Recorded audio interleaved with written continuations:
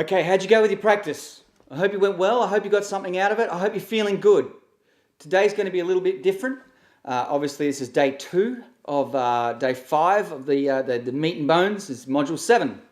What we're going to go through is another 3 chords. We're just adding on to what we learnt in module 6. And again, give you a practice plan and try to make the most out of your learning. Right. Today we're going to go through G, G7 and C. Right, G chord. This is what it looks like.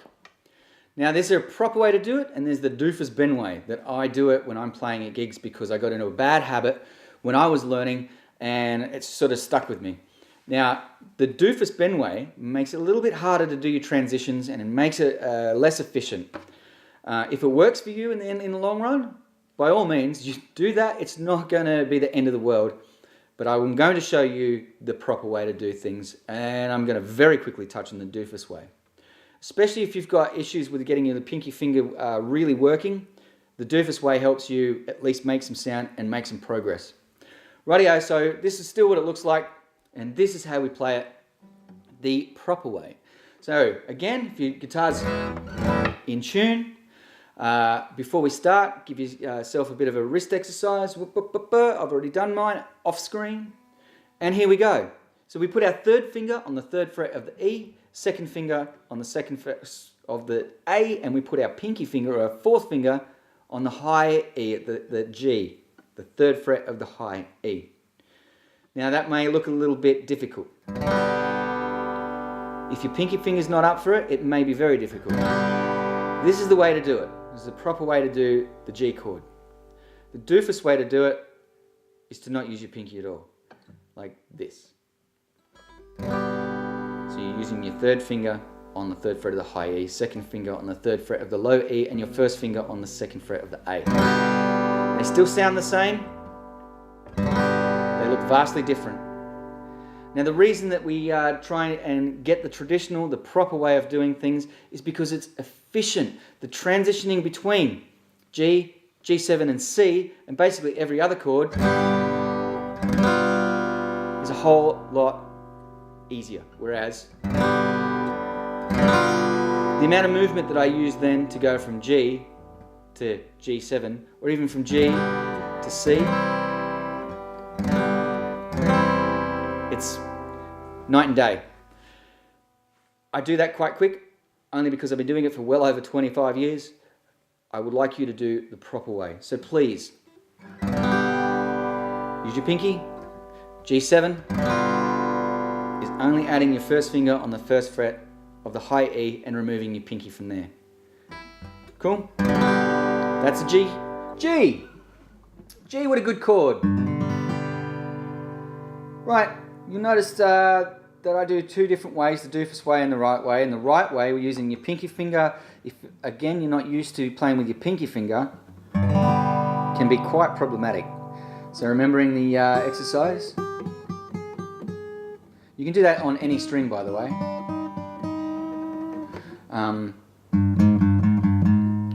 And try going up and down those strings, because then you'll get used to the different leverages, well, the different ways that your fingers will work up and down the fretboard, and you'll feel your thumb move appropriately with that. So if you've got your pinky finger starting to work a little bit more by itself, you won't find this chord so much of a hassle. I did, and I still do, however, find it a bit of a hassle to use your little pinky finger. And yeah, I do tend to do that when I'm playing gigs, and it's kind of subconscious, but majority of the time I do it the doofus way. So the proper way is the 3rd finger on the 3rd fret of the low E, 2nd finger, 2nd fret of the A, and your pinky finger all the way down there on the high E. As opposed to the doofus way, my wrist and my thumb tend to be a little bit, my thumb tends to be more in the center of the neck, my wrist tends to come in closer to me, and so does my elbow to my chest. But at the same time, I really have to push my wrist out towards the fretboard rather than up under. And that's to get that leverage in there. Now if I'm playing the doofus way, not as much. It's still there, because I want to make sure that I've got the right fingertips on there. But it's not, I don't feel like that's as much of a strain on my wrist. as the proper way. The doofus way tends to be kind of a lot easier for me. Another reason I do the doofus way is because well, it's not really an advanced way of playing a chord, it just sounds a little fuller, is you're adding in an extra note.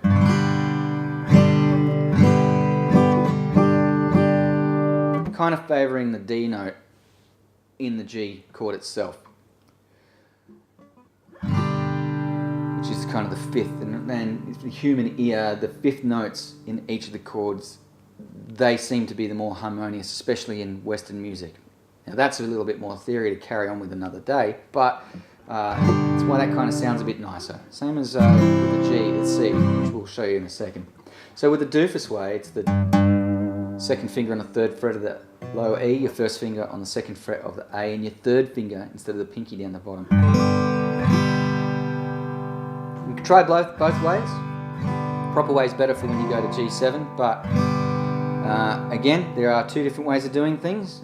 Some people will go mad at me for showing you both, but I really believe that if you want to really enjoy it, you do it the way that makes you feel good and makes you feel comfortable. This is a G7, which looks like this. So, as I've just sort of touched on, third finger, third fret of the low E, second finger, second fret of the A, and your first finger on the first fret of the high E. As I said, the transitions should be that simple. G7. So we've got the proper way of doing a G, and then all we're doing, taking the pinky finger off and putting our first finger on the first fret. Watch my elbow come in, so that's the G there, and then my elbow comes in, so does my wrist. It comes a little bit more parallel with the neck to get that leverage in there. My thumb goes from being pretty well straight on to sort of rolling itself over. So from here to there, if that sort of, if you can see that. Now if you go from the doofus way, you notice there's a whole lot more finger movement. So that's why I recommend you try to get used to the proper way, so that when you're transitioning from the G to the G7 and also from the G to the C, you're using a lot less movement. So that's the G7th. Good luck with that one. Remember, bring your elbow in a little bit more. Make your palm and your wrist a little bit more parallel to the neck itself. And you get that leverage in that you need. Cool? So C chord. This is what it looks like.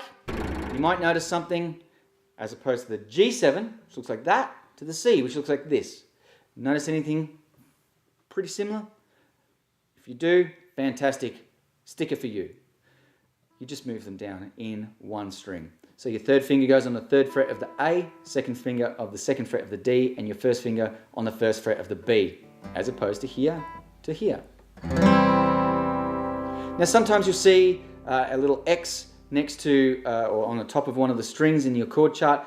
That means you shouldn't play it. Now if you don't play it, that's okay. If you do play it, it's also okay. Try and aim for not playing it. It just sounds a bit cleaner. So the C. Now I hope you noticed when I played the G to the G7, my elbow sort of moved in a little bit. That's to give me a bit more leverage. And you'll also might find that your thumb, if you do the doofus way, sort of just swivels around on the back of the neck. Hopefully you're noticing this. This is normal, this is what it's meant to do. It doesn't have to sit rock solid right in the center of the neck. You want it to be your anchor, but it's got to be like relatively loose. Think of it's on a ball bearing that sits inside a skateboard wheel. It's going to let the whole thing roll, but it's not going to fall off. That's what your thumb is there to do, is to give you that pressure, to push against your thumb. You're not pushing into your body and pushing all the wood out of the way. You're just pushing into your thumb. And that's the kind of grip you need. So again, remember, thumb at the back, use it as that swivelly anchor, fingertips, and aiming for that nice, clean sound. Cool. Right, the C. The C is just the G7th, and it's moved in a set of strings. So you're moving it from the high E string and the low E string, and then moving it in towards the center of the fretboard. So that's the third finger, third fret of the A, your second finger on the second fret of the D, and your first finger on the first fret of the B string. Now, as I've shown with the G, you can add that extra fifth in there. You can do the same with the C. So if you want to do that with the C, all you're doing is you're taking the third finger off and putting your pinky finger and your third finger on the two low strings on the third fret. Just again, it sounds to me a lot fuller. It does sound a lot nicer in songs, especially if you're like me and you strum really hard and you grab all the strings at once and you sometimes forget not to play a string. Now you don't have to worry about it. So it adds that low end to it. It just sounds just a little bit sweeter. So remember, yep, G7, just bringing it in.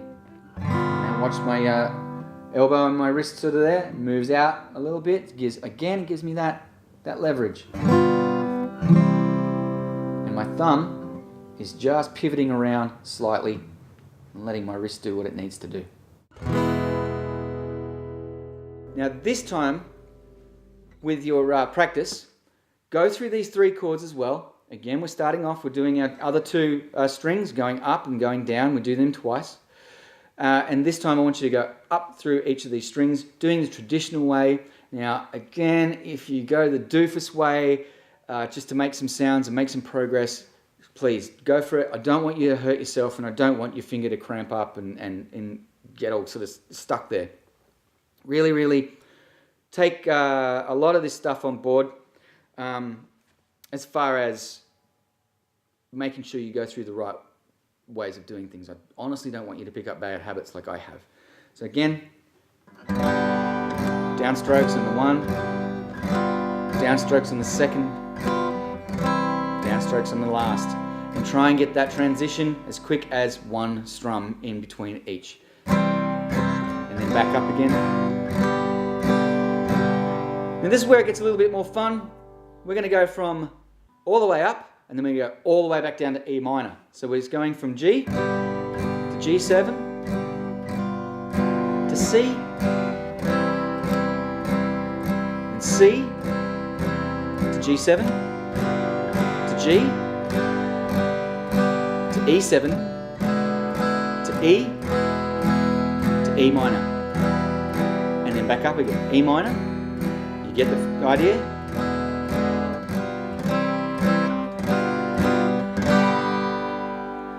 Try and mix it up. Also, this practice session should be a little bit longer because we're adding on to it. So go on for about 45 minutes to an hour this time around. An hour and a half is kind of where we're trying to aim at getting for our practice sessions. You can go 2 hours, but please don't overdo it. Again, take breaks. Also, go through the plucking method to make sure that you are getting each one of the strings so it's not cool.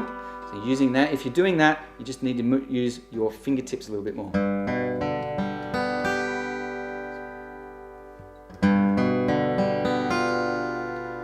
Again, watch my elbow move in. That's just giving me more leverage to move my fingers around properly. It doesn't have to sit uncomfortably unnatural in one spot. Right, that's what I'm going to talk about today with day 2. It is a little bit more complicated. It will take you a little bit longer to get your fingers moving in the right spots, but what we're aiming for is transitions, smooth transitions between each. Once again, if you're comfortable, start mixing up your chords. I've got a few different ways you can do it. You can randomize it. One way that you can do it is just have your chords written down in between and then just put like lines between each and then mix it all up that way. Enjoy your practice. Head down, bum up onto this one. You will get a whole bunch of benefit, and think of this. 2 days you've learnt 6 chords. 2 days ago you probably didn't know any chords, and even if you knew 1 chord, now you've got an extra 5. Ready for day 3? Day 3 is hump day. I've made this one a little bit more challenging. Get ready for it. I believe in you. I know you can do it. Keep practicing.